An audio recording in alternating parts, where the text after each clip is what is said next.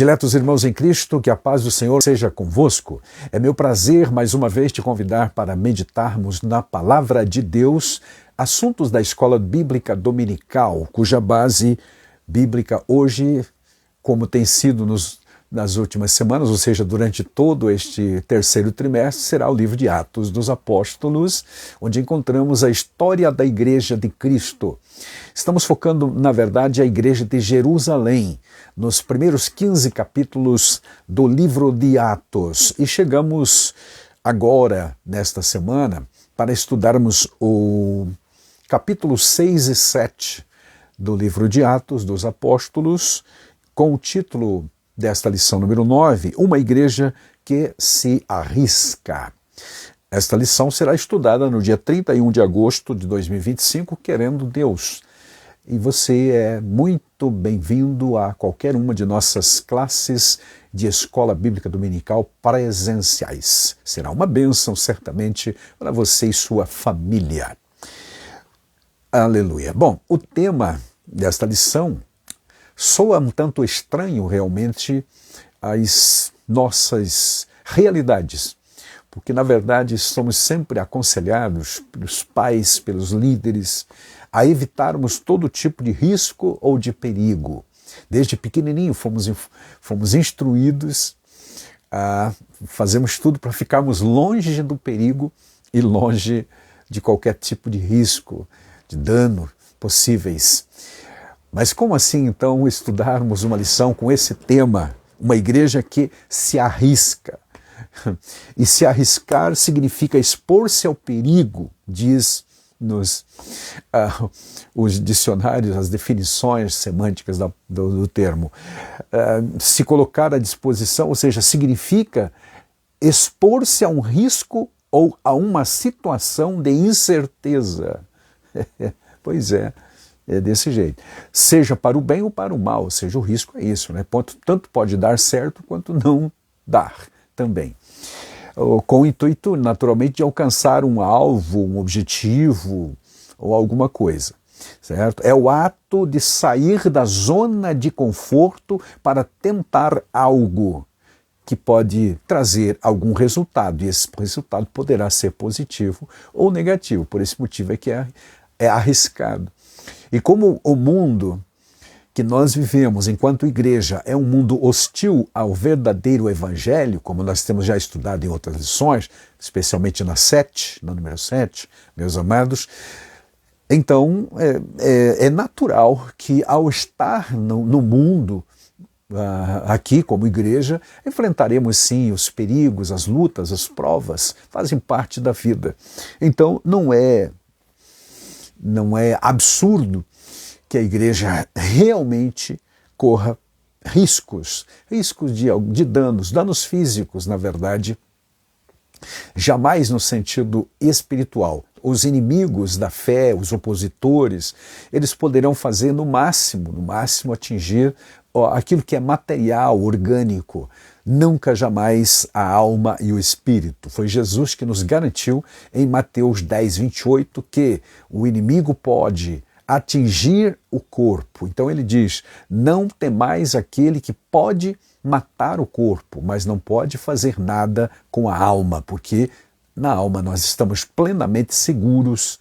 Glória a Deus. Alma e espírito, vamos colocar nessa alma/espírito humano. Ou seja, a parte imaterial está inteira e completamente guardada por Deus, com a redenção que há no sangue de Cristo Jesus. Vez ou outra, Deus nos livra também dos perigos materiais, mas na lição que vamos ver hoje, Deus permite que o seu servo, inclusive, seja apedrejado e morto como mártir, o primeiro mártir do cristianismo. Vamos ver então a vida do Estevão, que inicialmente foi designado para ser um administrador material da igreja. Hoje chamaríamos de diácono em nossas igrejas evangélicas, tá, meus amados? Então, repetindo, o título da lição de hoje, por mais estranho que pareça, é uma igreja que se arrisca. De novo, em geral, se ouve conselhos do tipo, não se arrisque, não corra perigo, resguarde-se, faça de tudo para viver uma vida em segurança. Aleluia. Mas aqui nós vamos ver que nada poderia e nada parou, na verdade, a igreja de Cristo Jesus no início da sua jornada lá em Jerusalém, que é um exemplo para toda a história da igreja. E acompanhando, na verdade, o desenrolar dessa história, percebemos que a igreja nunca parou, mesmo diante dos perigos, dos riscos que estava enfrentando. Se arriscar, então, significa expor-se a perigo, realmente, a um risco, a uma situação de incerteza, seja para o bem ou para o mal. É também o ato de sair da zona de conforto. É isso, basicamente, que nós veremos aqui. Sair da zona de conforto para tentar algo que pode trazer resultado positivo ou não, às vezes negativo. Negativo, no caso do Estevão, foi negativo para ele, porque ele morreu. Mas para a igreja, não, porque a igreja expandiu-se. Foi por conta desse martírio do Estevão em Jerusalém que a igreja efetivamente saiu de Jerusalém, como vemos em Atos capítulo 8, em consequência da perseguição a partir da sua morte. Os crentes literalmente foram expulsos dos termos da cidade de Jerusalém. Por onde foram, levaram o evangelho de Cristo Jesus, cumprindo o que o Senhor Jesus havia dito: ide por todo o mundo, pregai o evangelho a toda criatura. Ou então em Atos 1 e 8, quando ele diz: descerá sobre vós o Espírito Santo e vocês receberão este poder para ser testemunhas, tanto em Jerusalém quanto na Judeia, Samaria e até os confins da terra. Ou seja, não era plano de Deus que eles ficassem restritos a Jerusalém. E era o que estava acontecendo, inclusive, ali, até este momento do capítulo 7, quando Estevão foi martirizado. Sim, uma igreja que enfrenta os riscos, os perigos, entendido como este ato de sair da zona de conforto para enfrentar realmente as adversidades com galhardia, com segurança, com ousadia, com coragem, com segurança. Aleluia. Evidentemente que devemos para isso estarmos preparados o quanto pudermos, espiritualmente, emocionalmente, e também no sentido físico, por que não? Tá bom? Glória a Deus. Não quer dizer que vamos lutar belicamente, não. O evangelho não se propaga pela força. O profeta Zacarias escreveu que não é por força e nem por violência. Nós podemos pegar este princípio lá do Antigo Testamento e aplicar para a igreja. É pelo amor, é pela pregação do evangelho baseada no amor de Deus é que a igreja prossegue caminhando, enfrentando as lutas e as provas, mas consegue, aleluia, ir vencendo, como diz o velho hino cantado pelos nossos corais. Glória a Deus. Bom, a igreja que se arrisca. Aleluia. Estranho, não é? Mas é real. É exatamente isso que a igreja fez lá em Jerusalém e durante toda a história. Ela está disposta a pagar o preço, como pregadores mais antigos, ensinadores, sempre diziam-nos, meus amados. Então, arriscar-se quer dizer pôr-se em perigo, em risco, colocar em áreas que não há muita segurança, porque após a queda no pecado da humanidade, meus amados, o mundo se tornou uma área de risco, na verdade, para vivermos, para criarmos família e tudo mais. Somos de todos os lados realmente oprimidos por coisas adversas, certo? Se você quer piamente viver em Cristo, disse Paulo a Timóteo, verdadeiramente sofrerá perseguição. E o Senhor Jesus, já também alertando previamente os seus, disse que no mundo teríamos aflições, ou pode ser, né, aflições geradas por essas perseguições. E aqui está uma delas. Em Atos, então, capítulo 6 é a nossa base, a partir do versículo 8 até o 15. E depois o capítulo 7, finalzinho do capítulo 7, do 54 ao 60. Capítulo 7 de Atos 55, é o nosso texto áureo, e diz assim: mas ele quem? Estevão, estando cheio do Espírito Santo e fixando os olhos no céu, viu a glória de Deus e Jesus, que estava à direita de Deus. Amém. Amém. Bom, a verdade prática nos propõe o seguinte nesta lição. A igreja foi capacitada por Deus para enfrentar um mundo que é hostil, que lhe é hostil. A sua fé, hostil à fé, e também aos seus valores, ao estilo de vida moral, ético, que vive a Igreja de Jesus Cristo. Então, a vida do mundo, o sistema do mundo é hostil ao verdadeiro sistema de vida da Igreja. São dois sistemas diferentes, não tem como misturar. E os que tentaram fazer isso se deram mal, porque diminuíram a sua potencialidade de testemunhar de Cristo Jesus, cedendo aqui e ali, esquecendo os verdadeiros princípios, relativizando aquilo que é absoluto, que são as verdades eternais, os princípios eternos da palavra de Deus. O apóstolo João vai dizer na sua epístola, capítulo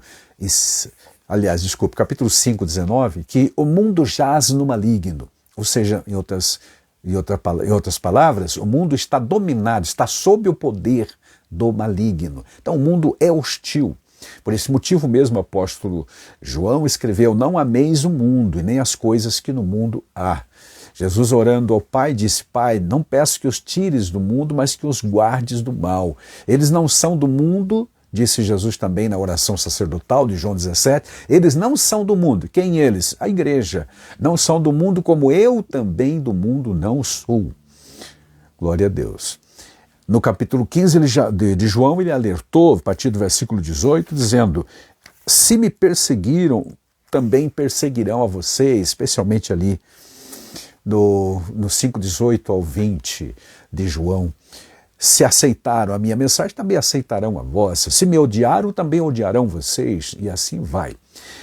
Lucas 6, lá no versículo 24, está escrito que: ai de vós quando todos disserem bem a respeito de vocês, ou lhe aplaudirem, porque isto fizeram os vossos pais, Jesus está falando para os judeus, no Antigo Testamento em relação aos falsos profetas. Então as pessoas gostavam de ouvir as mensagens dos falsos profetas, porque eram sempre mensagens de massagens no ego, de prosperidade material, de felicidade, de alegria, de amor, coisas do gênero. Dessas coisas que hoje estamos saturados em todos os lugares, nos púlpitos e em outras reuniões, em outros auditórios por aí afora. E também nas redes sociais. Que Deus nos guarde, nos abençoe, nos dê força, meus amados, para prosseguirmos como igreja que está disposta a enfrentar o perigo se isto for necessário. Aqui foi necessário. Não estamos também desafiando o diabo, desafiando o mundo, não, mas por conta da natureza da igreja, daquilo que ela crê e prega, que são os seus valores e princípios, automaticamente isso irá confrontar o mundo. Haverá oposição ao natural. E então alguém vai sofrer com isso. Então, quando falamos desse texto, ou melhor, deste tema, um tanto estranho aos ouvidos de muita gente, significa que a igreja, ao natural, é inimiga do mundo, ou melhor, o mundo é inimigo da igreja. O mundo que dizemos, de novo, meus amados, é o sistema do mundo administrado, fomentado pelo inimigo de Deus, por Satanás, pelos seus princípios e valores que hoje estão distorcidos em relação à revelação da palavra de Deus. Os princípios eternos, imutáveis, invariáveis, absolutos da palavra de Deus. No mundo hoje tudo é relativo, tudo depende, tudo é contextual, mas na igreja, na Bíblia, não. São os valores absolutos, eternos, imutáveis, invariáveis que nós pregamos, propagamos. E é esta verdade que levou Estevão à morte como primeiro mártir do cristianismo. O texto, então, que nos dá base para este comentário está em Atos capítulo 6, versículos 8 a 15. O 8 diz: E Estevão, cheio de fé e de poder, fazia prodígios e grandes sinais entre o povo. Entenda-se que aqui não é o Estevão, não é o Santo Estevão, como a religiosidade dominante o consagrou. Santo no sentido bíblico, de que todo crente é santo. Mas não era o Estevão propriamente que fazia, mas o poder de Deus que estava na vida dele. Era o Espírito Santo que estava operando na vida, através do Estevão, certo? Então, prodígios e grandes sinais era feito pelo Estevão. Este termo, prodígios, aponta para algo excepcional, anormal, sobrenatural, incompreensível, enfim, milagres.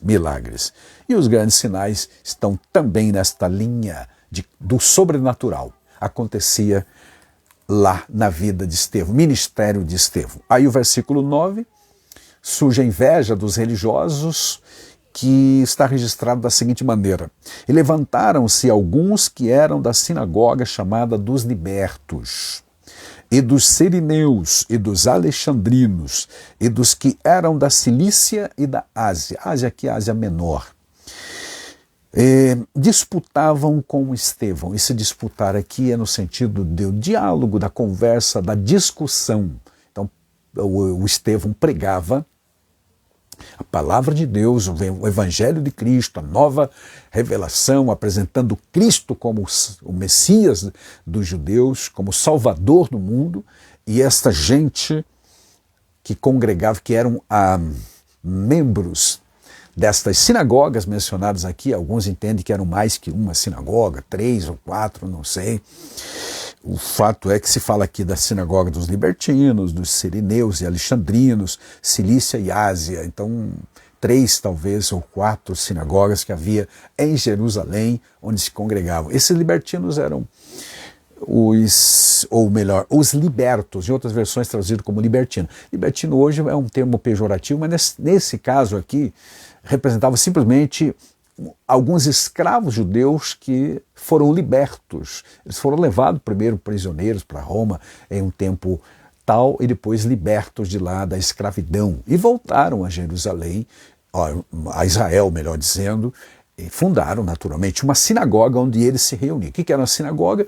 Uma casa de leis, de culto também, paralelo ao trabalho do templo.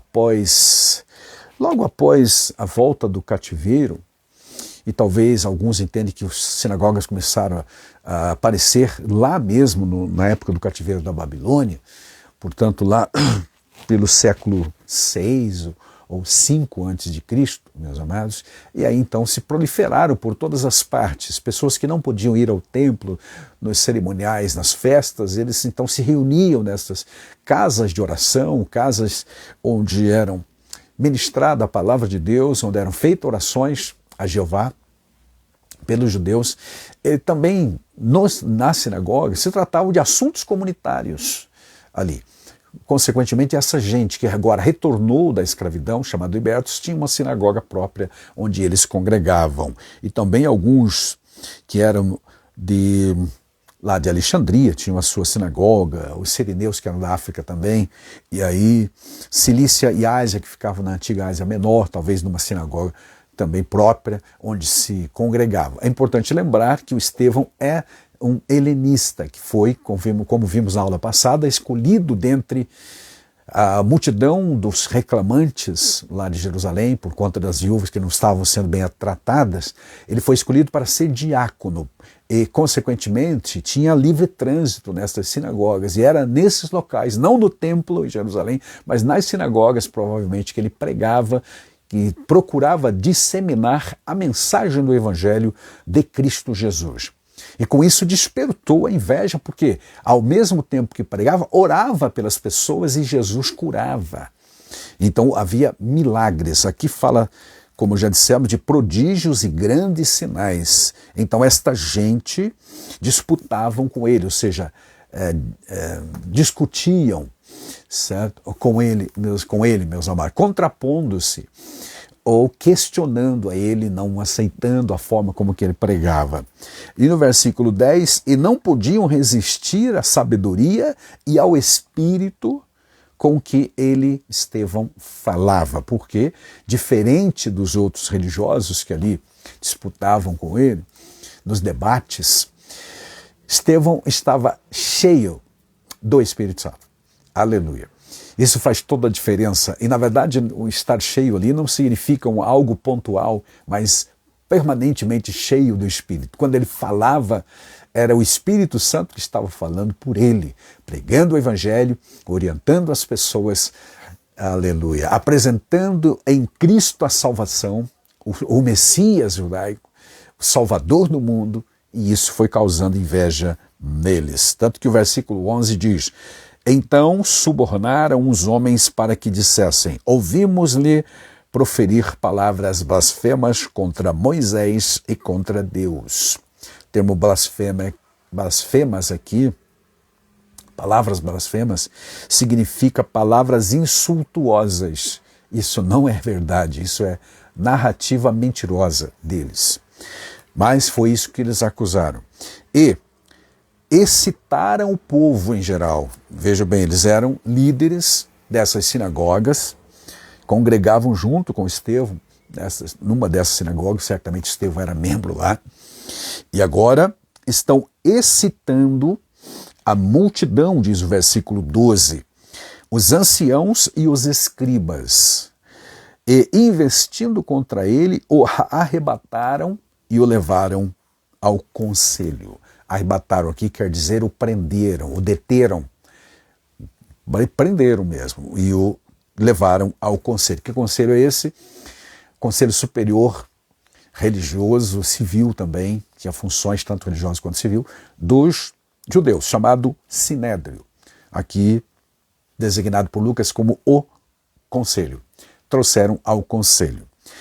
E lá diante do conselho, apresentaram falsas testemunhas que diziam: este homem não cessa de proferir palavras blasfemas contra este santo lugar e a lei. Santo lugar refere-se ao templo especialmente, porque o Estevão pregava que todas as profecias referentes lá no Antigo Testamento eram referências ao Messias, e esse Messias era Jesus, e portanto não fazia mais nenhum sentido o povo continuar nos sacrifícios antigos, no cerimonial antigo do templo. Era importante que agora a fé é algo não visível, não palpável, e que não precisavam mais de sacrifícios cruentos e assim por diante.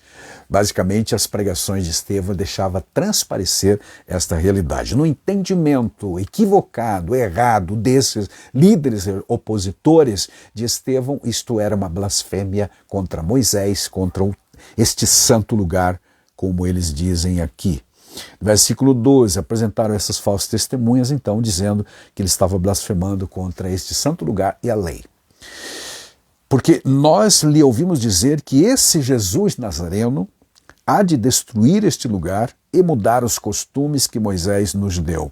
Aqui não tem fundamentação essa acusação, porque Jesus não disse que veio para destruir o templo.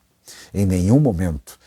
Em 2,19 de João, Jesus falou do templo, seu corpo, destruir este templo e o reedificarei em 3 dias. Falava da sua ressurreição e não do templo em Jerusalém. Mas eles entenderam tudo errado. Na verdade, é uma narrativa, como vai dizer o autor do comentário desta lição, pastor José Gonçalves.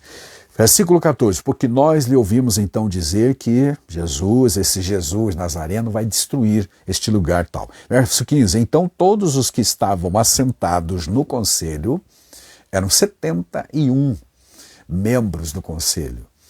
Por que eles estavam reunidos lá? Eu não sei, porque eles reuniam-se periodicamente para tratar de assuntos comunitários, assuntos religiosos, ou civis, ou comunitários mesmo, né? E tal. O fato é que estavam reunidos. E estes 71, fixando os olhos nele, Estevão, viram o seu rosto como o rosto de um anjo. O que isto quer dizer? Não está claro nas Escrituras. Mas eu sempre imagino que perceberam um brilho sobrenatural pairado no seu rosto. Provavelmente foi isso que eles viram, porque ninguém sabe exatamente como é o rosto de um anjo, mas eles possivelmente viram a glória de Deus. Num paralelo com o que aconteceu com Moisés, com Moisés quando descia do monte, aliás, quando desceu do monte mesmo, e quando saía também da presença de Deus em períodos de comunhão intensa com o Senhor nosso Deus, diz que o rosto dele brilhava, do Moisés. Provavelmente algo dessa natureza que estava acontecendo com Estevão. O fato é que eles distinguiram e o Estevão tinha o rosto agora como de um anjo. E aí, amados, entra-se para o capítulo 7 de Atos dos Apóstolos, onde, então, o Estevão vai se defender. Na verdade, o capítulo 7, verso 1 diz: então lhe perguntou o sumo sacerdote, que provavelmente ainda era o Anás: porventura é isto assim? É isto assim, ou seja, essa acusação que eles estão trazendo aí, que você está dizendo que esse Jesus de Nazaré vem para destruir o templo, o santo lugar, mudar as leis, os costumes, é isto verdade? Estevão respondeu: varões, irmãos e pais, ouvi, o Deus da glória apareceu a Abraão. Aí ele começa um apanhado histórico da nação, regredindo, melhor dizendo, a Abraão, falando da chamada de Abraão, da formação da nação judaica, fala depois do nascimento de Isaac, de Jacó, fala de José no Egito, enfim, todo o discurso neste capítulo 7 em sua defesa. Muito mais era um discurso de lembrete, de que ele não estava tentando destruir a lei, que ele era um defensor da lei, como Paulo terá essa dificuldade também depois, em vários momentos do seu ministério, porque também foi acusado de que estava sendo contra a lei de Moisés. Na verdade, não, eles estavam apenas aplicando de forma correta as profecias do Antigo Testamento a Jesus, que aqueles judeus que ali estavam não conseguiram enxergar devido à cegueira espiritual. O mesmo Paulo vai escrever, algum tempo depois desse período aqui, que o Deus deste século cegou o entendimento dos incrédulos para que não lhes resplandeça a luz do Evangelho de Cristo Jesus. Então, eles estavam cegados quanto às verdades espirituais. O Estevão faz a sua defesa puxando pela história do povo. Lá no versículo 54, já para o final deste capítulo 7 de Atos, lemos como base para o comentário da lição, temos aqui o versículo 54.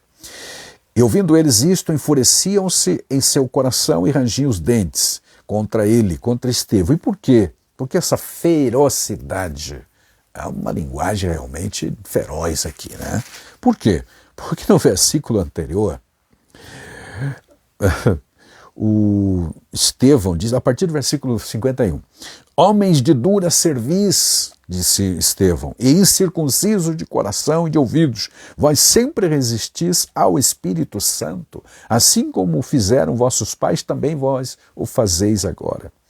Qual dos profetas vossos pais não perseguiram? Eles mataram os que anteriormente anunciavam a vinda do justo, do qual vós agora vos tornastes traidores e assassinos. Aqui ele está acusando diretamente os judeus, o sinédrio. Tem que ter coragem. Por esse motivo é que o título da lição é Uma Igreja que se arrisca, lá diante do sinédrio, que algum tempo atrás, sei lá, 1 ano, 2, 3, não sei, atrás havia condenado Jesus à morte. O mesmo sinédrio, as mesmas pessoas, as mesmas figurinhas ali estão, o mesmo sumo sacerdote, o mesmo sogro dele, estão todos por ali. Aí no versículo 53, vós que recebestes a lei por intermédio de anjos e não aguardaste. Então, depois de contar toda a história, rememorar a história do povo de Israel, a peregrinação pelo deserto até o tempo de Salomão, quando reconstruiu o templo e assim vai, Ele disse: vocês receberam a lei, conhecem a lei, deviam obedecê-la e não estão praticando. E assassinaram aquele que é o Messias de vocês, de forma dura. Por esse motivo é que no 54, então, eles enfurecidos rangeram os dentes. Enfureciam-se em seu coração e rangiam os dentes contra ele. Mas, por outro lado, versículo 55, ele, Estevão, tranquilo, sereno, no autocontrole da situação. Por quê? Porque estando cheio do Espírito Santo, diz o versículo 55, fixando os olhos no céu, viu a glória de Deus e Jesus, que estava à direita de Deus. E disse: eis que vejo os céus abertos, o Filho do Homem que está em pé à sua mão direita. Aleluia. Então, alguém contou para o Lucas, que está registrando esse fato aqui. Não devemos esquecer que Lucas escreveu Atos mais ou menos lá pelo ano 62, 63, quase 30 anos depois do efetivo acontecido aqui, do ato acontecido com Estevão. Mas alguém contou para ele isso, ele está registrando. Verso 57 diz: mas eles gritaram com grande voz, ou seja, em voz muito alta, taparam os ouvidos e arremeteram unânimes contra ele. Isso quer dizer, o atacaram, literalmente, fisicamente, contra ele.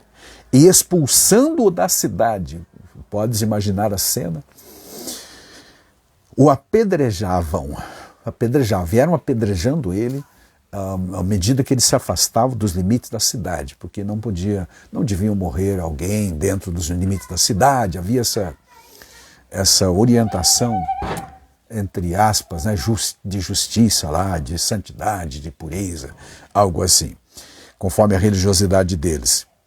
Então, eles o expulsaram da cidade e apedrejavam-no. E as testemunhas depuseram as suas vestes aos pés de um jovem chamado Saulo. Primeira vez na Bíblia que aparece o nome Saulo.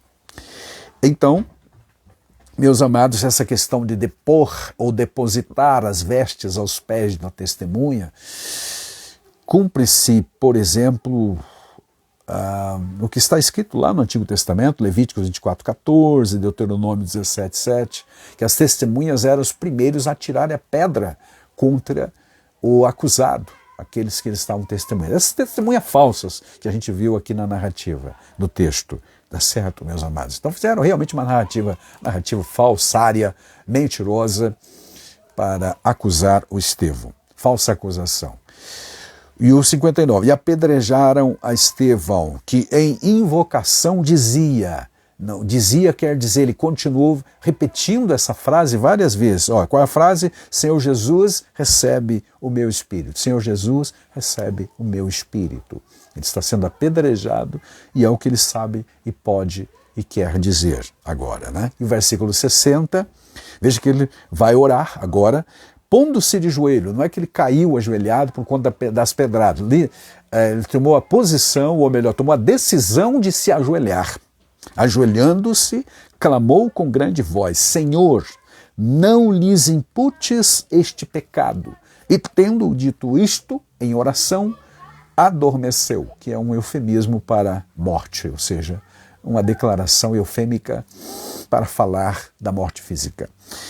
Imputar, este verbo imputar significa atribuir responsabilidade a alguém. Então ele está pedindo: Senhor, não coloque na conta deles, não os declare culpados, ou seja, perdoa-lhes. Isto é um paralelo com o que o Senhor Jesus disse em Lucas também, registrado por Lucas, no capítulo 23, 34, a seguir ali, quando Jesus estava sendo condenado por essa mesma turba aqui religiosa, que agora está com Estevão, discípulo do Senhor Jesus, condenando-o e vendo-o dar os últimos suspiros. Mas ele, repito, está agora ajoelhado enquanto as pedras o atingem, dilaceram a sua carne. Meus amados, o sangue jorra e ele enfraquecido agora, mas ele tem força para ainda orar pelos seus inimigos. Senhor, não coloque na conta deles, não considere eles como culpados, ou seja, perdoa-lhes. Tá certo, amados? Aleluia. A diferença da oração, como observa certo expositor bíblico, é que Jesus orava ao Pai e o Estevão está orando a Jesus, ele está orando ao Senhor. Senhor Jesus. Glória a Deus. Voltando ao versículo 59, ele dizia, Senhor Jesus, recebe o meu espírito, ou seja, está orando ao Senhor Jesus, que é Deus. Acima ele disse, eu vejo os céus abertos e o Filho do Homem, Jesus, ao lado do trono da majestade. Glória a Deus. Em pé, em pé. É a primeira vez que a gente tem esta visão de Jesus em pé no céu, porque o texto de Marcos, por exemplo, diz que ele subiu ao céu e assentou-se à direita da majestade, mas ele está em pé, numa atitude provavelmente de recepção ao seu servo que está agora dando os últimos suspiros na terra e indo para a glória celestial, aos braços eternos, aguardar a ressurreição. É o Estevão, primeiro mártir do cristianismo. Tá certo, amados? Então esse é a nossa lição desta semana, falando de uma igreja que se arrisca. A lição está estruturada em 3 tópicos, como de costume. O primeiro tópico fala de Estevão e a igreja que tem sua fé contestada. Segundo tópico, Estevão e a igreja que defende sua fé. E o terceiro tópico, Estevão e o martírio da igreja. Naturalmente, quando se fala da igreja aqui é porque Estevão é um representante, é um símbolo de toda a igreja que na sequência vai ser perseguida também. Se você conhece o livro de Atos, vai perceber que a partir da morte de Estevão, capítulo 8 registra que se levantou uma grande perseguição, não mais contra a liderança. Agora, aliás, é importante dizer isto, meus amados, neste ponto do estudo desta lição, ou deste trimestre todo, meus amados, porque as perseguições que temos visto no capítulo 4, 5 e agora 6 e 7 são contra líderes. Foi Pedro e João que foram presos, depois os apóstolos todos foram presos, açoitados inclusive, ali no final do capítulo 5. Agora é um dos diáconos que se destacou, começou a destacar-se como pregador eloquente, ao qual ninguém podia resistir, porque ele era realmente cheio do Espírito Santo. Mas, enfim, a perseguição até então, fica claro nesses textos que era contra a liderança. A igreja, os crentes de forma geral, não tinham sido atingidos pela perseguição ferrenha, mas irá acontecer a partir do capítulo 8. Veremos isto em lições futuras neste mesmo trimestre. Mas ali, por exemplo, versículo 1 do capítulo 8 diz, naquele dia levantou-se grande perseguição contra a igreja em Jerusalém. E todos os crentes, exceto os apóstolos, foram dispersos pelas regiões da Judéia, Samaria e assim por diante. Aí fala-se que o Estevão foi sepultado com honrarias pelos irmãos e assim segue a narrativa ali. Então, repetindo, até aqui era uma perseguição dos líderes. A partir do 8 virá perseguição para os crentes também, que tiveram que sair de Jerusalém. Somente os apóstolos não foram tocados nesse sentido da perseguição mais ferrenha ali. Bom, na lição de hoje, então, conhecemos o Estevão, um dos 7 escolhidos para a diaconia, como vimos na aula passada, em Atos 6, 1 a 7. Quando lemos esse texto do livro de Atos, logo percebemos que estamos diante de uma pessoa realmente extraordinária, é o termo que nós temos na lição. Tá? De alguém que foi qualificado como homem de grande fé, cheio do Espírito Santo, cheio de sabedoria, porque um dos requisitos para ser diácono era ser cheio de sabedoria e do Espírito Santo. E o texto lá vai dizer que ele era também homem cheio de Glória a Deus. Um autêntico cristão que demonstrou ser destemido. Não importa o que aconteça, venha o que vier, vou continuar pregando, era o lema dele. E assim foi até a morte. Estevão é um modelo para todo cristão, porque existem os chamados discípulos radicais, como vai nos ensinar o saudoso John Stott, né? Discípulos radicais. São alguns que são chamados realmente para serem radicais. E este é um exemplo clássico. Há vários níveis aí de discipulado e alguns ficam só na periferia, nessas áreas de conforto. Repetindo o que a gente viu no início, olha, o que é se arriscar? É o ato de sair da zona de conforto para tentar algo que pode trazer um resultado, às vezes positivo, porém às vezes não é garantido que o resultado seja positivo. Fisicamente para ele não foi positivo, afinal ele foi assassinado, foi executado, na verdade.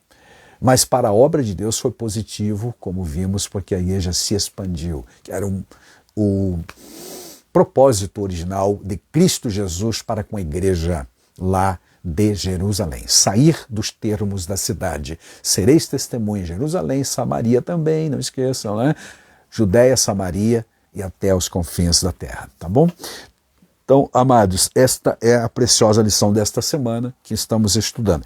Estamos vendo, portanto, ou em Estevão, né, o cumprimento das palavras de Jesus ditas lá em dito mesmo em Jerusalém para os discípulos: recebereis poder ao descer sobre vós o Espírito Santo, então sereis testemunha. É o que Estevão estava vivenciando, ele estava cheio do Espírito Santo e com isso recebeu a coragem, o encorajamento, o empoderamento, diríamos hoje, um termo mais moderno, para fazer o que fez, enfrentar o perigo que enfrentou, mas não baixou a guarda, não negociou valores, como já vimos na aula passada, como diácono que era administrador das coisas materiais e agora espiritualmente se torna um pregador eloquente, que ninguém podia nos debates vencê-lo. Glória a Deus. Então ganhou muitas almas e foi usado por Deus para milagres, maravilhas, prodígios, como diz o texto da Bíblia. Tá bom? Bom, o que a gente aprende com Estevão? Aprendemos que a fé cristã sempre será questionada. Sempre haverão os opositores. Não tem jeito, desde que seja uma fé cristã mesmo, meus amados. Quando se mistura esta fé com a religiosidade, com as filosofias, então não haverá oposição alguma, mas quando se prega a genuína palavra, como aqui em Estevão nós temos este exemplo, meus queridos, nós vamos ver e enfrentar sim as oposições. A gente aprende isso então, tá? Ele enfrentou as oposições de cabeça erguida, como todo cristão deve ser. Com as lutas, com as provas. A fé será colocada à prova, sem espaço para que alguém fique indeciso. A fé verdadeira será sempre provada.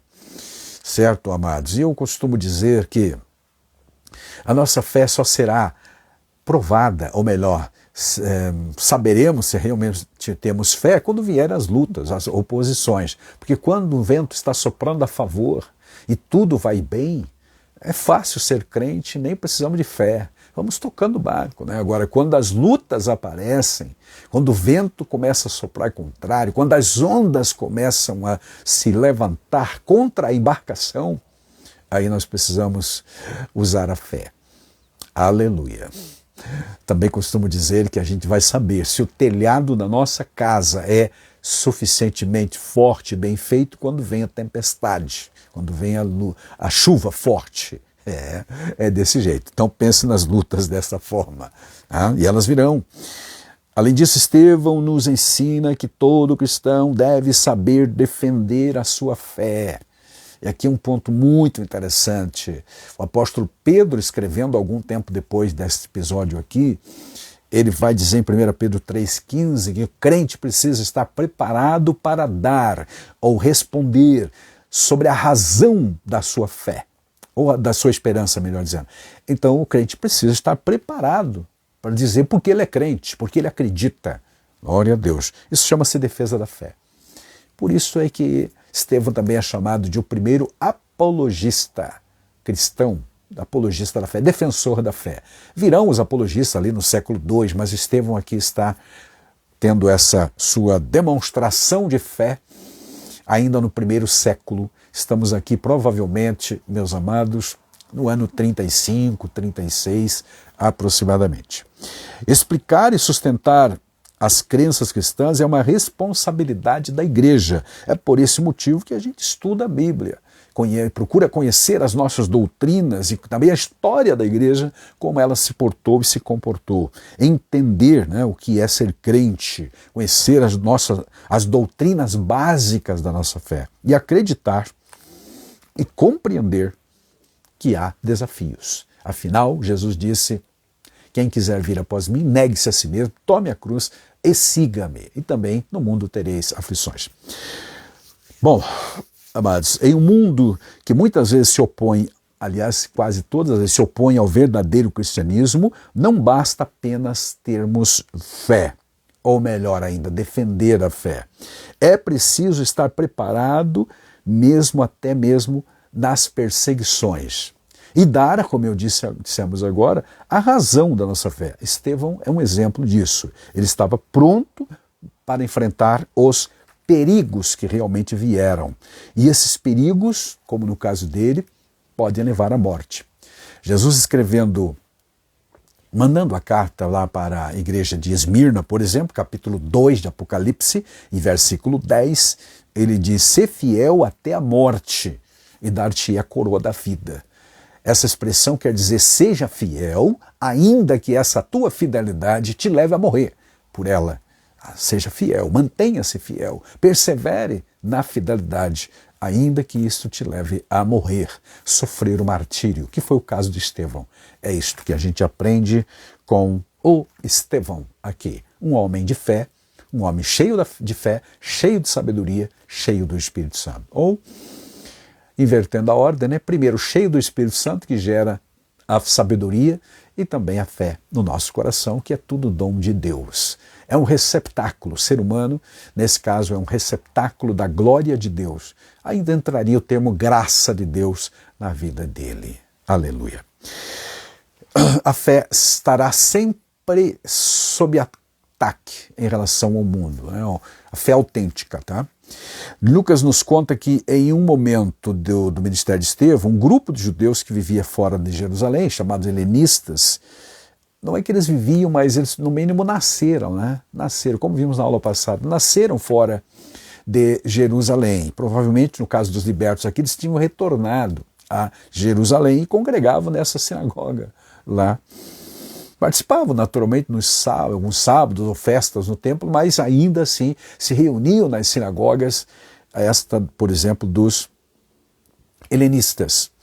Esses judeus faziam parte da diáspora, foram espalhados pelo mundo afora, em vários territórios. Eles não concordaram com o que Estevão estava ensinando e começaram a se opor a ele, como nós vimos no capítulo 6, 8, 9 e 10 de Atos. Esse levante aconteceu logo após Estevão ter sido usado por Deus. Vamos pensar que entre a consagração a diácono e este episódio aqui, deve ter passado algum tempo. Então, durante esse período todo, meses ou um ano, não sei, Estevão estava sendo usado por Deus para operar, diz o versículo 8, prodígios, sinais, grandes sinais. Ou seja, milagres estavam acontecendo pelo ministério dele.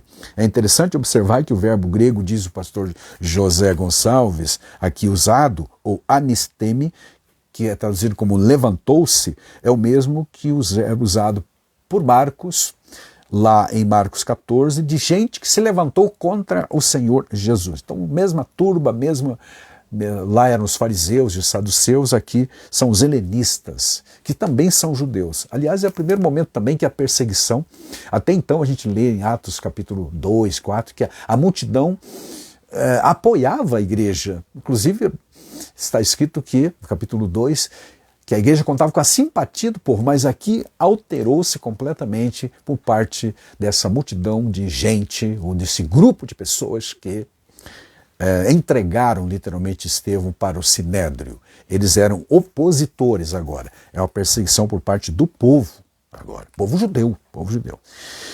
Anteriormente, Cristo fora então atacado lá no seu ministério terreno por esse tipo de gente. A fé cristã sempre será alvo e objeto de ataques. Ataque. Repetindo, amados, a fé cristã, quando ela é pregada como cristãmente deve ser, quando ela é bíblica, ela será objeto de ataque, de oposição. Se a igreja é verdadeiramente cristã, sempre haverá um lugar de alguém se levantando contra. Não tem jeito. E porque o fazem, o texto vai deixar claro que é por inveja, como por inveja entregaram Jesus também à morte. Tá bom? As pessoas que se renderam, as multidões estavam se rendendo ao Evangelho e ao poder do Evangelho transformador nas vidas, e esvaziando certamente as sinagogas. Muitos desses judeus já não voltavam mais para a sinagoga, mas iam para as reuniões dos crentes. Isso gerou esta revolta invejosa na parte dos inimigos da fé e descarregaram literalmente a sua raiva. Como diz o texto aqui, né? Rangindo os dentes, o próprio Sinédrio, enfurecidos literalmente, como verdadeiras feras mesmo. O texto deixa isso no versículo 54 muito claro. Não só os helenistas, mas os 70 lá, os anciãos também do Sinédrio, que eram os anciãos, os sacerdotes, eram os que